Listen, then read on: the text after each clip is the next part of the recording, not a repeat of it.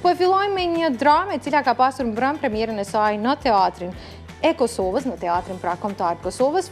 Flasim për dramën e titulluar Gërdia të regjisorit Astrid Kabashi. Ajo është drama fituese e konkursit Katarina Josip, një dramë jashtëzakonisht e veçantë që prezanton një pjesë jo shumë të mirë ndoshta të shoqërisë sonë, por që prek realitetin, që ka të bëjë me besytnit, me tabut, e me shumë elemente të tjera të cilat prezantojnë një pjesë të popullit tonë. Më pas kthehemi që të flasim për këtë Kosovën tonë të dashur, jo shumë të madhe, po me një dashni edhe me një pamje të jashtëzakonshme që ka.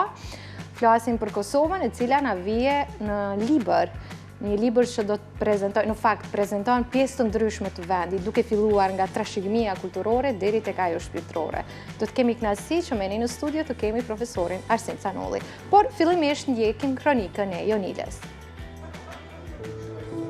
Drama Gërdia me regjin nga Astrid Kabashi pati premierën e saj në teatrin kombëtar të Kosovës, duke shënuar njëkohësisht edhe fillimin e programit artistik të vitit 2026 për këtë institucion.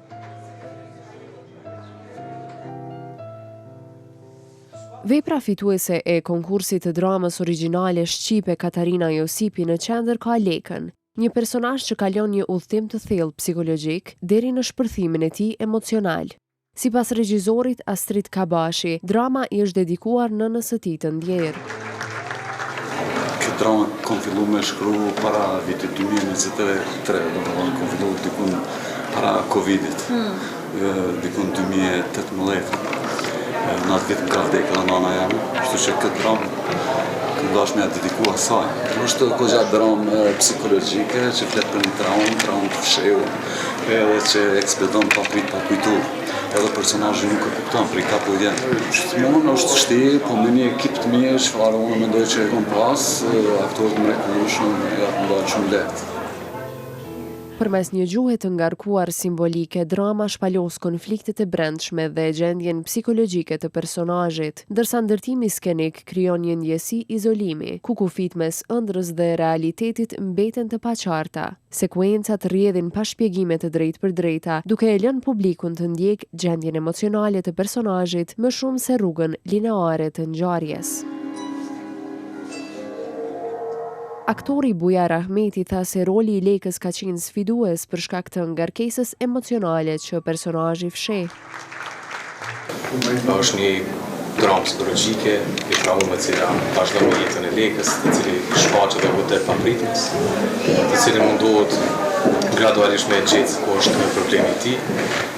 Po mendoj tash të që po vjen edhe publiku, mendoj që kemi punu mirë, drejt, edhe mesazhi jam ose dëshira jame për këtë shfaqje është që teatri duhet me u kthy aktorët. Njerëzit vinë me pa vetën teatrin, vinë me pa pamflete politike, shfaqje të cilat ndoshta i shijojnë veç një herë, mo nuk vjen, por shfaqje që të vinë njerëzit me pa vazhdimisht edhe për dytën herë dhe tretën herë, sepse ka nevojë me marrë vazhdimisht me shfaqje të tilla. Si çdo rol është shumë i vështirë, kjo ka qenë hala më e vështirë për shkak që duhet me fsheh problemin, nuk duhesh me tregu, sidomos skenën e dytë me gruan e vet, mundohet me te kalu sikur nuk ka çajt, kjo është vazhdimisht shumë e çajt. Është teatri profesori Astrid, regjisori Kabashi, është referuar sikur kjo shfaqje duhet të përngjan njerëzve, sepse njerëzit mandej vinë teatr patjetër me pa. E për aktorën Majlinda Kosumović, roli ka qenë më i lehtë, pasi regjizori ishte njëkohësisht edhe autori i dramës. Na, në fakt, kur kemi fillu direkt në skenë, se për shkak që na kishim regjisorin edhe autor, ai e di sakt çka është u dash, pse secili personazh, kështu që na ka thënë pak a shumë çish i ka pa kur i ka shkruajt, masi vetë ka shkruajt.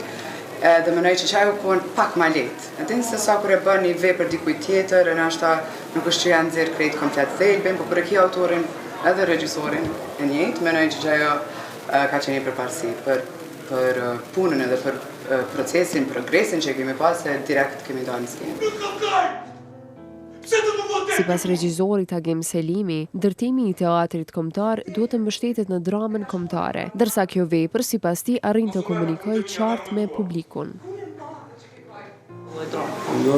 Mendoj që teatri kombëtar duhet të ndërtohet mbi dramën kombëtare. Ky është një shembull shumë i mirë se si drama komunikon me publikun, është një dramë psikologjike, një dramë e cila në një farë mënyrë flet për realitetin tonë. Kjo dramë besoj që komunikon shumë mirë me publikun. Drama tilla kemi çdo ditë në përditshmërinë tonë dhe shpesh herë nuk di me gjithë arsyen pse. Mendoj që mesazhi i kësaj shfaqje është që të kthehemi në brendin tonë dhe të analizojmë veten, të shohim gabimet ku ka ndodhur në mënyrë që të zgjidhim problemet në pikë pari për vete e pastaj edhe për komunitetin.